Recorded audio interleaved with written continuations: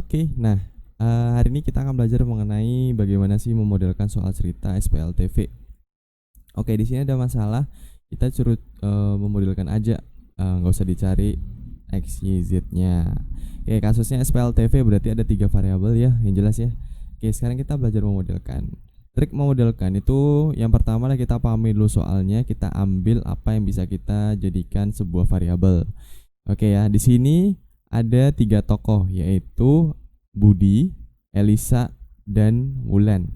Oke, misalkan kita coba memisalkan Budi itu adalah X, Elisa itu adalah Y, dan Wulan itu adalah Z.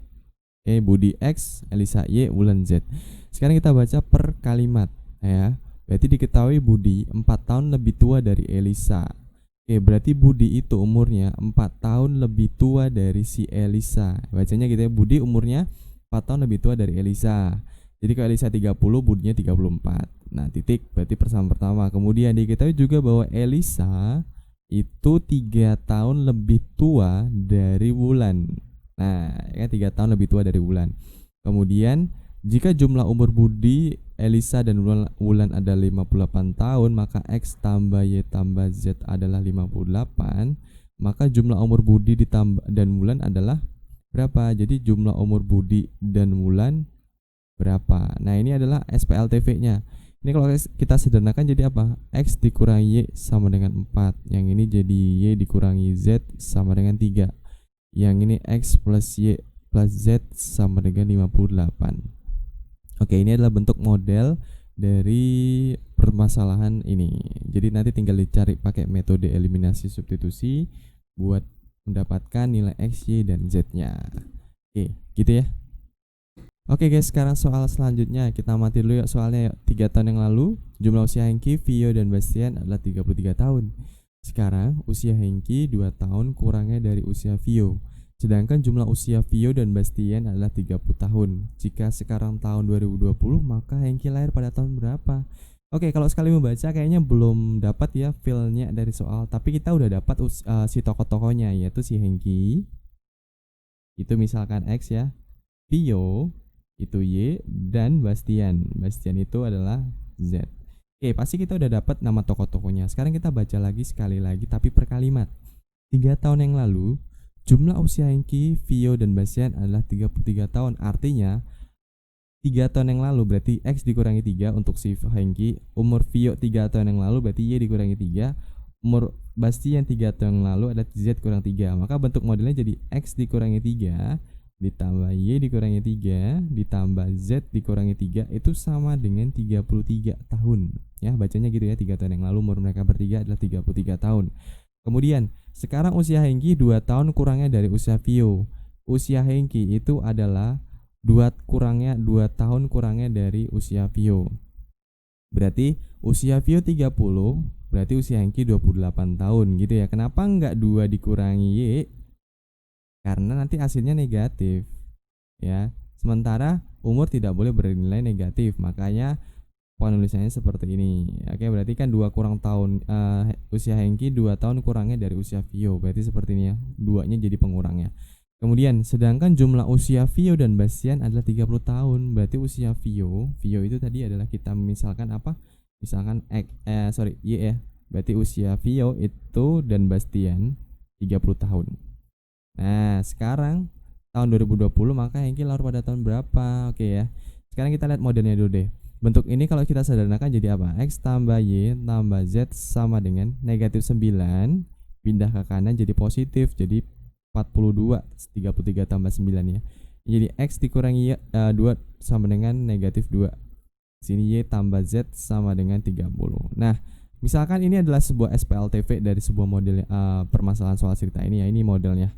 Kemudian kita ditanya, jika sekarang tahun 2020, maka Hengki lahir tahun berapa? Seandainya kita mendapatkan setelah kita melakukan substitusi dan eliminasi, kita mendapatkan Hengki itu umurnya 12 tahun. Kalau sekarang 2020, maka Hengki lahir pada tahun berapa? Ya tinggal kita kurangkan 2020 dengan 12. Kita kurangkan jadi dapatnya 2008. Oke, gitu ya. Contoh permasalahannya seperti itu. Di sini kita akan belajar tentang modelnya aja, karena untuk penyelesaiannya itu teman-teman udah bisa lah. Jadi kita belajar tentang modelnya aja. Oke, untuk model soal nomor 2 ini Ini aja ya. Jadi saya rasa sudah bisa. Oke? Oke, sekarang soal nomor 3. Kita pahami lagi yuk. 4 tahun mendatang, jumlah umur Soekardi, Denis, dan Willy adalah 52 tahun. 6 tahun yang lalu, perbandingan umur Soekardi dan Denis adalah 1:3, sedangkan umur Denis dan Willy berbanding 3:7. Umur Willy sekarang berapa sih? Nah, itu. Kali baca belum ngerti, kita lihat dulu tokoh-tokohnya ada apa. Ada 3 ya. Soekardi itu misalkan X, Denis itu adalah Y, kemudian Willy itu adalah Z. Nah, kita baca dulu yuk per kalimat. 4 tahun yang mendatang. 4 tahun mendatang, jumlah umur Soekardi, Denis, dan Willy 52 tahun. Artinya 4 tahun ke depan. Berarti umur Soekardi kita tambah 4 tahun ke depan, ditambah umur Soekardi yang sekarang kita tambah 4 tahun ke depan. Begitu juga dengan umur Willy 4 tahun yang sekarang ditambah 4 tahun ke depan, sama dengan 52. Gitu ya, 4 tahun ke depan artinya semua ditambah 4. Nah, sekarang kita lihat 6 tahun yang lalu perbandingan umur Soekardi dan Denis adalah 1:3. Perbandingan antara umur Soekardi dan Denis itu adalah 1:3. Ini yang sekarang. Kalau 6 tahun yang lalu berarti umur Soekardi 6 tahun yang lalu, umur Denis 6 tahun yang lalu. Jadi bentuknya seperti ini. Oke, ini kalau kita sederhanakan jadi apa dia? 3 dikali X dikurangi 6 sama dengan Y dikurangi 6. Atau jadi apa nih? 3X dikurangi 18 sama dengan Y dikurangi 6. Nah, kemudian kalau ini mau disederhanakan lagi bisa. Jadinya 3X dikurangi Y sama dengan negatif 6 ditambah 18. Atau 3X dikurangi Y sama dengan 12. Oke, ini persamaan yang kedua. Kemudian yang persamaan pertama kita sederhanakan jadi apa? X tambah Y tambah Z sama dengan 52 dikurangi 12 ya. Jadi 40. Ini persamaan keduanya. Nah, sekarang kita baca kalimat selanjutnya. Sedangkan umur Denis dan Willy berbanding 3:7. Nah, sedangkannya lihat, dia masih satu kesatuan dengan si 6 tahun yang lalu. Berarti perbandingan umur si Denis dan Willy itu adalah 3:7 ketika 6 tahun yang lalu. Oke ya, gitu ya. Jadi Denis 6 tahun yang lalu berbanding Willy 6 tahun yang lalu adalah 3:7. Ini kita sederhanakan lagi bisa nih, jadi 7 dikali Y min 6 sama dengan 3 dikali Z min 6. Ya, jadinya 7Y dikurangi 42 sama dengan 3Z dikurangi 18. Oke, 7Y dikurangi 3Z sama dengan 42 dikurangi 18. Nah, 7Y dikurangi 3Z sama dengan 34. Nah, ini ya caranya ya. Cara bagaimana menjawab untuk soal di atas. Ini 24, Pak. Bukan 34. Ya, 24 ya. Jadi bentuknya SPLTV-nya tuh ini dan ini. Oke ya. Jadi kalau saya buat jadi satu kesatuan, X tambah Y tambah Z sama dengan 40. Ini jadi 3X dikurangi Y sama dengan 12. Yang ini jadi 7Y dikurangi 3Z sama dengan 24. Gitu ya. Jadi cara pengerjaannya kurang lebih seperti ini menggunakan eliminasi substitusi gabungan. Bisa baca soalnya, kemudian terjemahkan ke kalimat matematika, dapatlah model matematikanya seperti ini. Gitu. Bisa ya? Oke, soal selanjutnya seperti biasa kita amati elemen penting dari soal. Kita baca yuk. 5 tahun yang lalu umur seorang kakek 15 kali umur cucunya. 7 tahun yang akan datang umur seorang ayah dan anaknya 5 menjadi 57 tahun. Selisih umur kakek dan ayah itu 15 tahun. Berapakah umur mereka masing-masing? Nah, kita lihat. Elemen penting di sini adalah kita punya kakek. Kakek itu kita misalkan X ya. Kemudian ayah itu adalah Y. Kemudian ada anak. Anak itu kalau dianggap ayah atau cucu kalau dianggap si kakek itu Z. Elemen pentingnya ini. Kita lihat baca per kalimat. 5 tahun yang lalu umur seorang kakek adalah 15 kali umur cucunya. Artinya umur kakek 5 tahun yang lalu itu sama dengan 15 kali umur cucunya 5 tahun yang lalu. Bacanya gini ya. Nah, ini kalau kita sederhanakan jadinya apa? X dikurangi 5 sama dengan 15Z dikurangi 75. X dikurangi 15Z sama dengan negatif 70. Persamaan yang pertama ini. Oke, kita lanjut ke kalimat kedua. 7 tahun yang akan datang, umur seorang ayah dan anaknya menjadi 57 tahun. Berarti umur ayah 7 tahun mendatang ditambah dengan umur anak 7 tahun mendatang itu sama dengan 57 tahun. Oke, ini bentuknya ya. Selisih umur kakek dan ayah adalah 15 tahun. Berarti selisih umur kakek dan ayah adalah 15 tahun. Berapakah X, Y, dan Z-nya? Nah, itu yang ditanya tuh. Jadi kalau pengerjaannya seperti ini, kita tinggal ngubah dulu ya ke bentuk yang paling enak dilihat ya.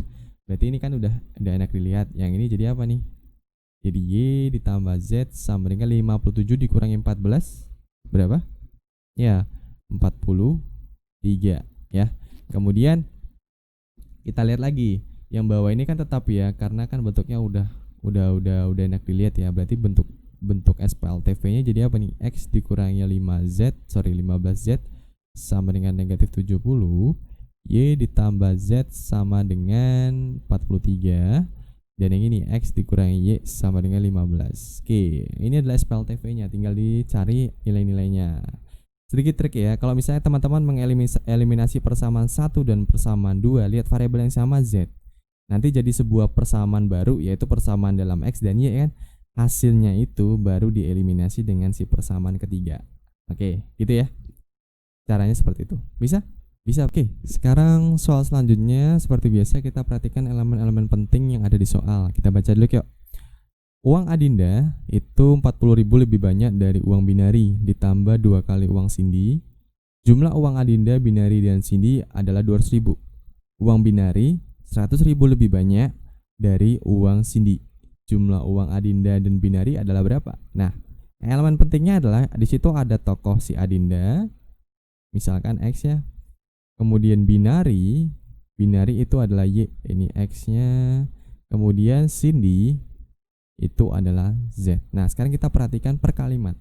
Uang Adinda 40.000 lebih banyak. Berarti uang Adinda itu dia punya 40.000 lebih banyak dari uang binari ditambah 2 kali uang si Cindy. Oke, ini persamaan pertama nih.